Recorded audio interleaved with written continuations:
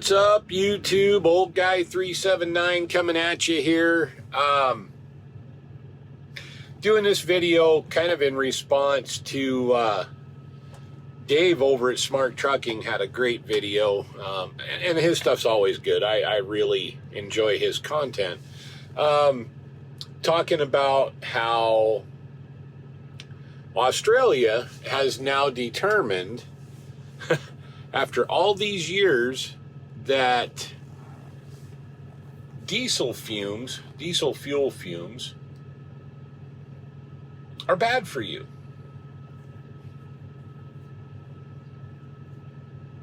Well, duh. I mean, I guess they maybe haven't done a ton of research on that in the past. I don't know. But it seems to me that common sense says they wouldn't be good for you anyway, right? So it got me really kind of thinking a little bit about the old days and things we used to do, things a lot of people still do today. And that is, back, man, when I was young, a lot of guys filled their parts washers with diesel. And I can remember even as a kid growing up, we would pour gasoline in a pan and use gas to clean our parts out in the field. We were working on a tractor or something and we needed to clean a part off and didn't have, cleaning stuff. We just used gasoline. We'd put a half a gallon of gas in a freaking pan and a brush and go to town. That couldn't have been good because even back in those days, that was back in the leaded gas days. So, we were running our hands through liquid lead, basically with the tetraethyl lead that was added to the gasoline back in the day. So, we've been breathing those fumes for forever. And I see it being a bit of a hazard, I guess, for truck drivers. I don't think we're exposed, and this is my own opinion, and, maybe I don't think we're really exposed enough to it to really be an absolute danger to us. But I imagine, after my 33 years and how many times I've put fuel in a truck, and stood over, especially in the summertime when it's hot, stood over putting fuel in and breathing those fumes. And really, in all reality, I don't even think much about it. It doesn't even register with me anymore. And I'm sure it doesn't with Dave and anybody else that's been doing this for a long time. But where I'm going with this is it got me thinking about diesel exhaust fluid. What are the dangers associated with that? So I started doing some research and really trying to look up, facts on diesel exhaust fluid, the SDSs or safety data sheets from all the different companies that produce DEF, which there's only just a handful. And also, what are the effects? What kind of detrimental effects could burning diesel exhaust fluid cause? And you can't find anything on that. There is virtually zero information available to the public anyway that I could find on what happens when you burn diesel exhaust fluid in, a 1200 degree DPF when the truck is doing its catalytic conversion thing.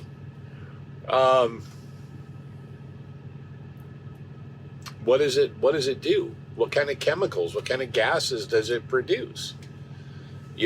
And so, like I say, in my research, I couldn't find much. I'm sure somebody out there probably has an answer somewhere, but it really was kind of intriguing to me to go and find out and read what they say about diesel exhaust fluid. So if you put in what are the effects of burning diesel exhaust fluid, or DEF, And almost every search result is going to bring back the effects of burnt diesel exhaust fumes. Exhaust fumes, not diesel exhaust fluid. And, you know, we know that the fumes from exhaust are bad, you know, and they're a lot cleaner now than they used to be. But, man, I can remember back in the 80s and 90s, early 2000s, even into the mid part of the first decade of the 2000s, when everybody was still idling their trucks pretty much to keep warm in the winter and keep cool in the summer, you could come up to a truck stop and you just see a haze floating over the top of the truck stop. You go to bed and get up the next morning with a headache, you know, itchy, dry, you know, raw throat. You can just smell it and taste that exhaust in your system. And that can't be good. You know, that's carbon monoxide poisoning. And I know guys died from that, man. There were a lot of guys that died from carbon monoxide poisoning over the last 5, 6, 7 decades, just sleeping in their trucks. When the weed burner exhaust first came out, man, I can remember guys parking those stinking things next to you, you know, and you'd wake up and just, it's just horrible. And then the car haulers, when they started running the exhaust out the side rather than they used to have the stacks that went up and kind of bent out and went around the rack on the top, they started running that exhaust down out low and out the sides. And man, you get one of them guys parked next to you and just blowing that exhaust right straight at your sleeper. It was rough. I think it's really a miracle. There's a lot of us, I think it's a miracle we ever woke up from that, you know. So that part's dangerous. We know that. Carbon monoxide poisoning is a real deal. It's still a problem, especially with like the APUs and that. I know when I'm running my APU, I'm very careful about where I park to keep the breeze blowing, to keep that exhaust moving past my truck, because even those little diesel generators produce quite a little bit of carbon monoxide. So be careful with that. But it was really intriguing, though. Again, I'll get back to this. The whole the DEF, diesel exhaust fluid thing, is how you would be very hard pressed, like I say, to find anything negative about DEF. Let's read what one article here said about it. Diesel exhaust fluid is generally considered non-hazardous, non-toxic, and non-flammable. It's safe to transport and doesn't pose a risk if it comes into contact with skin. However, DEF can be harmful to aquatic organisms and may irritate the eyes, nose, and throat and lungs. Prolonged exposure to DEF can also mildly irritate the skin. DEF is not considered hazardous waste unless it's... Now listen to this. DEF is not considered hazardous waste unless it's contaminated with substances that the EPA considers hazardous. Even a small amount of contamination, like a teaspoon of salt. So apparently the EPA finds salt is a hazardous chemical, hazardous substance. But it can ruin the purity of thousands of gallons of DEF. So to properly dispose of DEF, it should be solidified with stabilizing agents like sand, fly ash, or clay absorbent before being taken to an industrial waste landfill. It's also important to avoid releasing DEF into the environment. When handling DEF, you can take some precautions to protect yourself. Now listen to this. What did it say in the very beginning? Generally considered non-hazardous, non-toxic, and non-flammable. So you can take some precautions to protect yourself, such as wearing protective eyeglasses, close-fitting goggles, or a full face shield to protect your eyes from liquid splashes. You can also wear suitable protective clothing and gloves, such as impervious gloves and boots to protect your skin. In most cases, you won't need personal respiratory protection, but you should wear it if you're likely to be exposed to levels above the occupational exposure limit. You can't find an occupational exposure limit on that stuff. Even the SDSs don't list it. You know, so it's just really funny to me that, you know, it's considered non-hazardous, non-toxic, and non-flammable. Pay close attention to those first two words, non-hazardous, non-toxic. Then why do we need to take those precautions? Things that make you go, I wonder if there's a cover-up an ulterior motive. You know, I don't get it. I just don't. And all the SDSs out there, the safety data sheets tell you the exact same thing. You should wear goggles or a face shield, protective clothing, gloves, and footwear when you're handling diesel exhaust fluid. We walk up to it, a lot of guys barehanded, pull the freaking nozzle out, shove it in the tank, and let her rip, and then dump it all over the ground, a lot of guys. See, a lot of guys do that with fuel. I really think they just haven't really figured out yet that the diesel fuel needs to go in the tanks, not on the ground and all over the front of the pumps. But that's for another video, and I think I've made that rant once before. But this is just more than anything to make you think about diesel exhaust fluid and the repercussions that may come from, you know, running that through a high temperature catalytic converter in a diesel truck to clean up the emissions. I've noticed in the last decade especially how much vegetation along the highways is dead now and is dying, like trees, shrubs, bushes, things like that, than what it was 10 years ago. And I hear now, well, it's the salt on the roads. Nobody uses salt hardly anymore. They use calcium chloride and mag chloride. That's probably killing some stuff too. But they've been using that longer than they have diesel exhaust fluid, and we didn't have the issues that we do now. You'll see trees that are dying, pine trees especially, you know, or any type of evergreen, you know, and I've heard guys, oh, that's just beetle kill. Well, beetle kill trees die from the top down. You'll see them turn red at the very top, and the rest of the tree will be green because the beetles are up in the top part where it's easy to get into that softer, newer wood rather than down in the base of that tree in that harder wood. And it kills them from the top down. I'm seeing trees that are dying from the bottom up,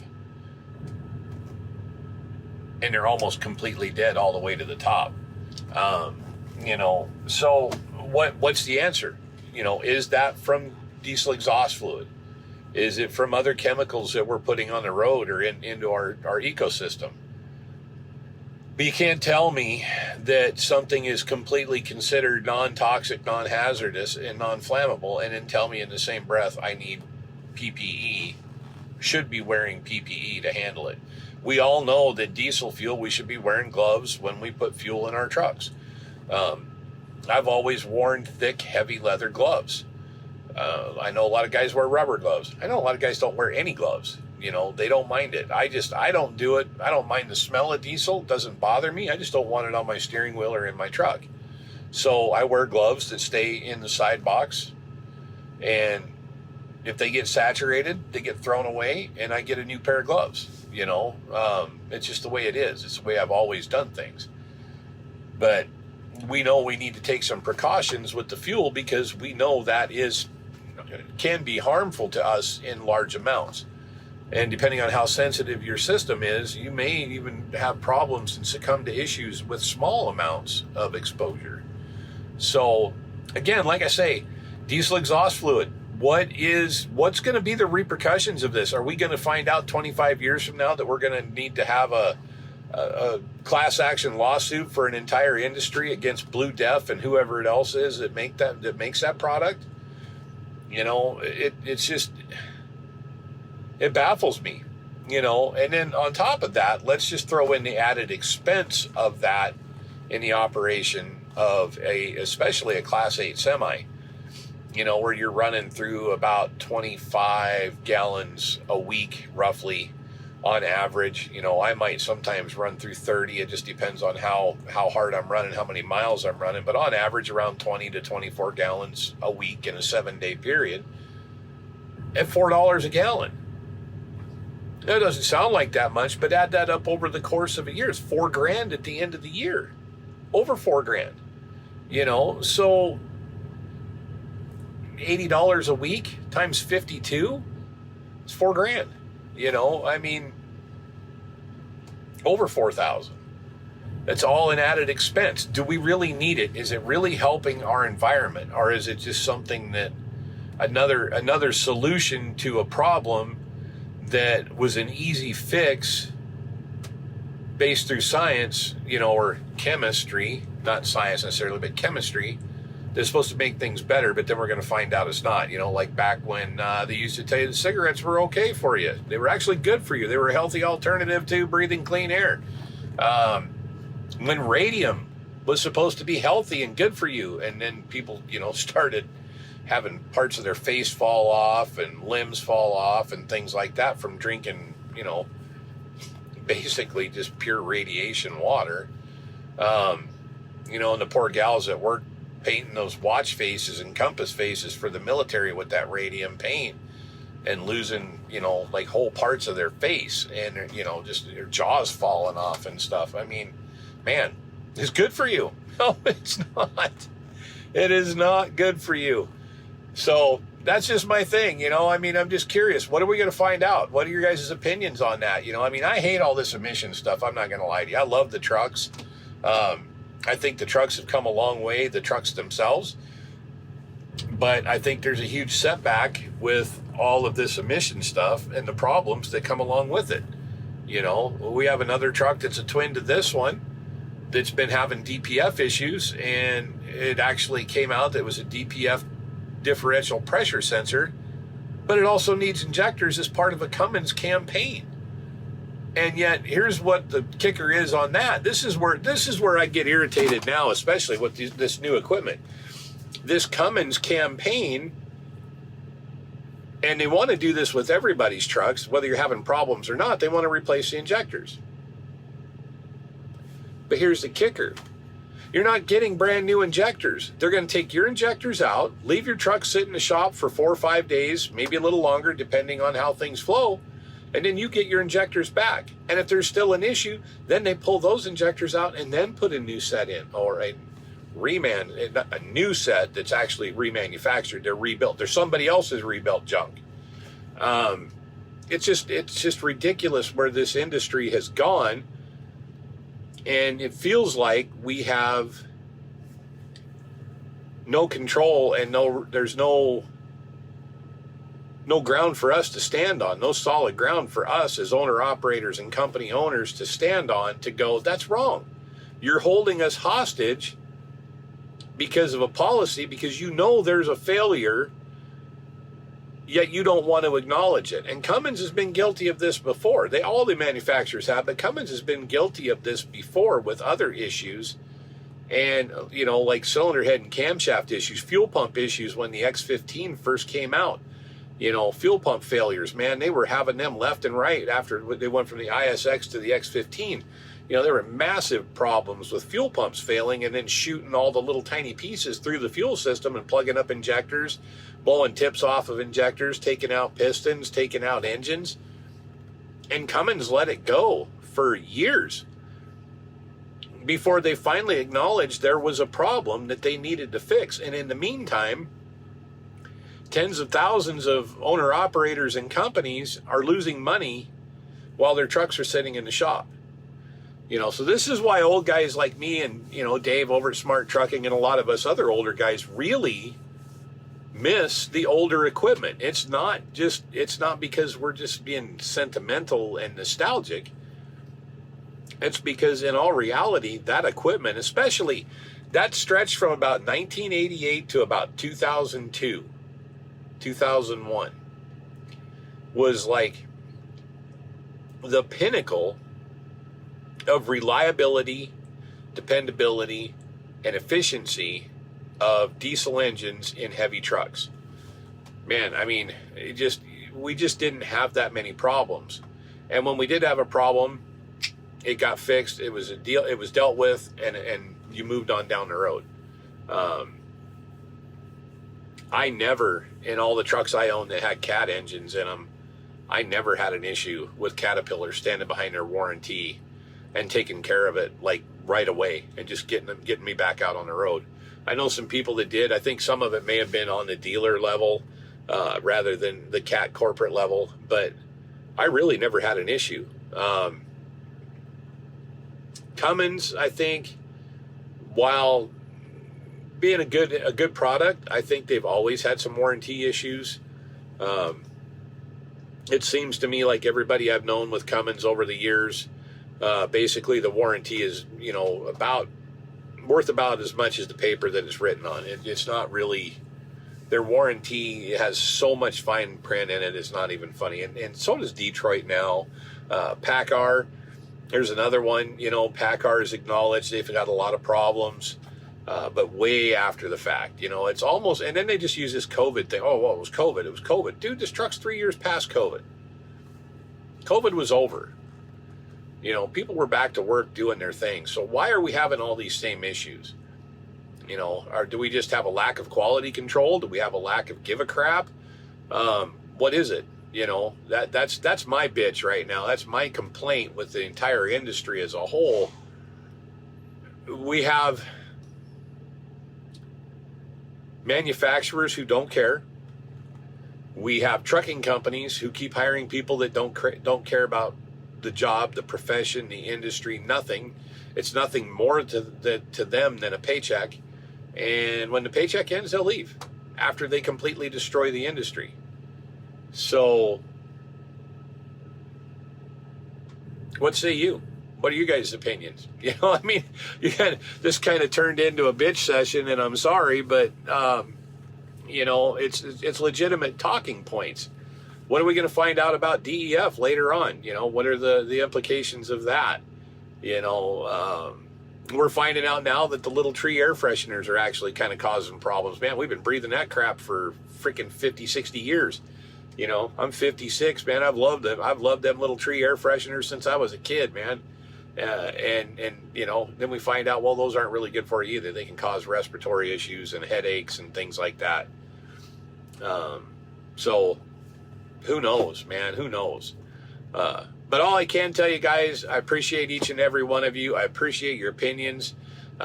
Leave your comments in the comment section down below. Please hit that like and subscribe button. I know it's been a little while since I put out some content. I put out a video earlier today kind of explaining where things are going and some other projects I have going on. But I also promised you that I would keep the content coming on Old Guy 379, and that's what this is all about. I watch a lot of these other channels, like Dave at Smart Trucking, Trucking and Politics. I watch Jana over at the Kindred Trucker. I love her. I love that gal. She is amazing. She has such a different outlook on the trucking industry, being somebody who's just came into it in like the last 2 or 3 years. Great insights, and just great opinions. And to see her, how she's progressed through in her new career, she's still doing this. She's still driving. She's just in a different occupation now within the driving industry, and I think she's really digging it, and that's really cool. Once you find your niche in this industry, I guess let me back up. I'm going to say this right now. If you hate what you're doing, find something else within the trucking industry to do. If you're pulling a reefer and you're absolutely sick and tired of dealing with grocery warehouses, go pull a flatbed for a while.